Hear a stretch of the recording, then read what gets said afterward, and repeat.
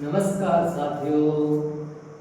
साथियों हम पढ़ रहे हैं मनोविज्ञान का जो बाल विकास चल रहा है। बाल विकास में कल हमने किशोरावस्था की विशेषताएं पढ़ी थी।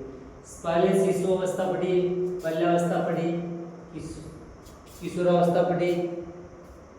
अब शारीरिक जो एक बालक का विकास होता है उसके जो पहलू होते हैं, पक्ष होते हैं, प्रकार होते हैं, उनका अध्ययन करेंगे। कल हमने जो किशोरावस्था की विशेषता पढ़ी थी। अब आपको पता होना चाहिए कि किशोरावस्था में एक आदमी, एक बालक कितना परिपक्व हो जाता है, किस किस तरीके से उसमें किस किस भावनाओं का विकास हो जाता है, कौन कौन सा विकास उसका पूरा हो जाता है। नैतिक विकास उसका हो जाता है, सामाजिक विकास उसका हो जाता है, शारीरिक विकास उसका हो जाता है, मानसिक विकास उसका हो जाता है, नैतिक विकास, आध्यात्मिक विकास, चारित्रिक विकास, सामाजिक सेवा की भावना का विकास हो जाता है। उसमें अपने भविष्य के बारे में सोचने की क्षमता का विकास हो जाता है, अपने समूह के बारे में सोचने की, अपने मित्र बनाने के बारे में लग जाता है, अपने व्यक्तिगत मित्र बनाने लग जाता है, प्रजनन क्षमता का विकास हो जाता है। यानी कि शारीरिक रूप से वो पूर्ण रूप से मेच्योर हो जाता है। उसके बाद में मानसिक रूप से वो तर्क वितर्क कर सकता है, निरीक्षण कर सकता है, किसी कार्य में वो सभी तरह का मेच्योर हो जाता है। यानी कि कुल मिला के बात ये है। अब साथियों हम पढ़ेंगे एक बालक की जो शारीरिक मतलब यानी कि शिशुअवस्था हमने पढ़ी। शिशुअवस्था की उम्र 0 से 6 वर्ष की, बाल्यावस्था की 6 से 12 वर्ष और 12 से 18 किशोरावस्था तक पढ़ी। लेकिन इस अवस्थाओं में किस किस पक्ष का कैसे कैसे विकास होता है, इसके बारे में हम आज थोड़ा सा अध्ययन करेंगे। सबसे पहले जो हमारे विकास के पहलू होते हैं उनको जानना जरूरी है कि सबसे पहले शारीरिक पहलू होता है, मानसिक पहलू होता है, संवेगात्मक पहलू होता है और सामाजिक पहलू होता है। मुख्य रूप से 4 पहलू होते हैं और चारों पहलुओं का हम इस तरीके से अध्ययन करेंगे कि एग्जाम में अगर आपसे क्वेश्चन पूछा जाए तो आप बिना सोचे समझे एक झड़के में आंसर दे सके, और वो भी बिंदास आंसर हो। तो साथियों अब शुरू करते हैं शारीरिक विकास। बालक के जो विकास के प्रमुख आयाम हैं उनमें पहला है शारीरिक विकास, दूसरा मानसिक विकास, तीसरा संवेगात्मक विकास और चौथा है सामाजिक विकास। अब साथियों सबसे पहले हम शारीरिक विकास की बात करते हैं और शारीरिक विकास में क्या क्या होता है, किस किस का विकास होता है। तो सबसे पहले आज हम भार की बात करते हैं। वजन, एक बालक का, एक व्यक्ति का वजन किस तरीके से वृद्धि करता है और किस तरीके से कब बढ़ता है, कब घटता है। लड़की का वजन लड़के से ज्यादा कब होता है, लड़के का वजन कितना होता है, इन सभी बिंदुओं पर चर्चा करेंगे। साथियों जब एक शिशु जन्म लेता है, जन्म के समय, साथियों जन्म के समय जब वो जन्म लेता है, जन्म के बाद में 1 हफ्ते तक प्रत्येक शिशु का वजन घटता है। जन्म के समय 7.15 पौंड जो उसका वजन होता है, तो साथियों 1 हफ्ते तक उसका वजन घटता है और 1 हफ्ते के बाद में शिशु का वजन बढ़ने लग जाता है। साथियों जब शिशु जन्म लेता है तब से और 6 माह के मध्य उसके जन्म लेते वक्त जो वजन था उसका दुगना हो जाता है। साथियों जैसे ही 1 वर्ष का शिशु होता है, यानी कि 1 वर्ष का बालक, उसका वजन जन्म के वजन के समय का 3 गुना हो जाता है। उसके बाद में साथियों वजन प्रति माह आधा पौंड बढ़ता रहता है, प्रति माह आधा पौंड बढ़ता रहता है। और साथियों उसके बाद में जब शिशु अपनी शिशुअवस्था का समापन की ओर होता है, यानी कि 6 वर्ष का या 5 वर्ष के अंत में, या 6 वर्ष का होने वाला है या 6 वर्ष का हो गया, उस समय वजन शिशु का 38 से 43 यानी कि 38 से 43 पौंड के मध्य उसका वजन रहता है। उसके बाद में जैसे ही वो बाल्यावस्था में प्रवेश करता है 6 वर्ष के बाद में, बाल्यावस्था में शिशु का वजन बाल्यावस्था में बालक का वजन बढ़ता है, वृद्धि अच्छी करता है। लेकिन जैसे ही वो 10 वर्ष का होता है, 11 वर्ष का होता है, बाल्यावस्था की समापन की ओर, यानी कि बाल्यावस्था की उम्र क्या है 6 से 12 वर्ष की, और जैसे ही बाल्यावस्था की उम्र बाल्यावस्था के लास्ट के स्टेज में उत्तर बाल्यावस्था में पहुंचेगा 10 वर्ष की अवस्था तक, तो बालक का वजन वहां तक तो बालक का वजन अधिक होता है बालिका से बालक का वजन अधिक होता है। लेकिन जब 11वें और 12वें वर्ष होता है उसमें बालिका का वजन बालक से अधिक हो जाता है। साथियों, जब वो बाल्यावस्था पूरी होने के बाद में किशोर अवस्था में पहुंचता है, किशोर अवस्था में पहुंचता है, किशोर अवस्था में जैसे ही पहुंचता है तो किशोर अवस्था में उसके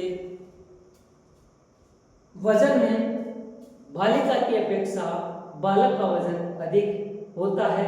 और जब किशोरावस्था समाप्त होती है, लगभग किशोरावस्था के उत्तरार्ध में या उत्तर अवस्था में बालक और बालिका के वजन में अंतर लगभग 25 पाउंड का हो जाता है। इस प्रकार बालक की शारीरिक विकास का एक वजन जो पहलू है उसका इस तरीके से बढ़ना और घटना किस तरीके से होता है, एक बार समझिए।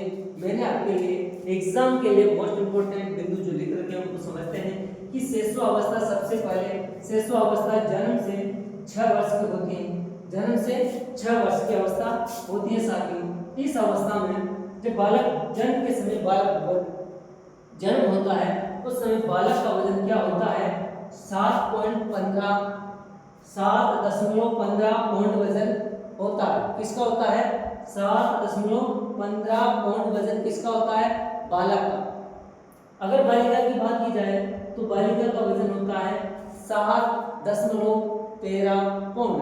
अगर आपसे पूछ लिया जाए कि जन्म के समय बालक की या बालिका की दोनों में से वजन ज्यादा किसका होता है तो अक्सर ज्यादा लगभग बालक का वजन ज्यादा होता है।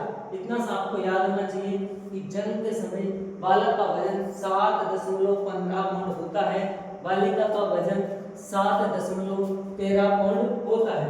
जैसे ही बालक जन्म लेता है, जन्म के एक हफ्ते मोस्ट इंपोर्टेंट है, जन्म के 1 हफ्ते में शिशु का वजन घटता है। अब आपसे पूछ लिया जाए एग्जाम में कि जन्म के बाद 1 हफ्ते तक शिशु का वजन घटता है, बढ़ता है, बराबर रहता है या इनमें से कोई नहीं। आंसर इस तरीके से पूछा जा सकता है कि शिशु का जन्म के बाद प्रथम 10 दिन में, ऐसे पूछ सकता है, प्रथम 10 दिन में या 8 दिन में शिशु का वजन घटता है, बढ़ता है या बराबर रहता है या इनमें से कोई नहीं। तो आपको आंसर क्या देना है कि जन्म के बाद 1 हफ्ते तक शिशु का वजन घटता है। साथ ही क्या होता है घटता है। उसके बाद में प्रत्येक माह में आधा पाउंड वजन बढ़ता है। शिशु का, बालक का प्रत्येक 1 महीने में आधा पाउंड बढ़ता है। आया समझ में। अब साथियों, जैसे ही बालक 6 माह का हो जाता है, यानी कि आधे वर्ष का हो जाता है, जन्म के 1 हफ्ते तक शिशु का वजन घटता है। घटने के बाद में एक हफ्ते बाद में उसका वजन बढ़ने लगता है। प्रत्येक महीने शिशु का वजन आधा पाउंड बढ़ता है।